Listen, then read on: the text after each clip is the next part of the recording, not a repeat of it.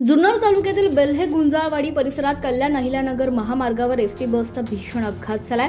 समोर चाललेल्या चारचाकी गाडीला ओव्हरटेक करण्याच्या नादात एसटी बस महामार्गालगतच्या खड्ड्यात पलटी झाली आहे। या भीषण अपघातात एसटी बसचा चालक आणि एक प्रवासी ठार झाल्याची प्राथमिक माहिती आहे, तर वाहकासह 25 प्रवासी जखमी झाल्याची प्राथमिक माहिती आहे। अपघातानंतर बघ्यांची मोठी गर्दी जमा झाल्यानं काही काळ वाहतूक विस्कळीत झाली होती।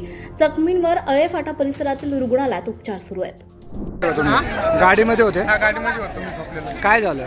काय मी झोपलेलो, तुम्हाला काही कळालं नव्हतं। डायरेक्ट गाडी या साईडला येऊन डायरेक्ट पडली तिथं आम्हाला। समोरून काय होतं? हा? समोरून काय होतं?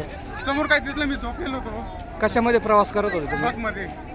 खाजगी होती का? प्रायव्हेट, आपले खाजगी नाही, महाराष्ट्र शासन। महाराष्ट्र शासनाची होती? हा. काय कोण जखमी किंवा काय लागलेलं आहे ना, माझ्या मुलाला पण लागलेलं आहे। जीवित आणि जीव झाले आता काढल्यानंतर कळण केल्यानंतर। हॅलो, आपण पाहत आहात तेज तुफान न्यूज, न्यायिक व निर्भीड बातम्यांचे सर्वांचे आवडते नेटवर्क।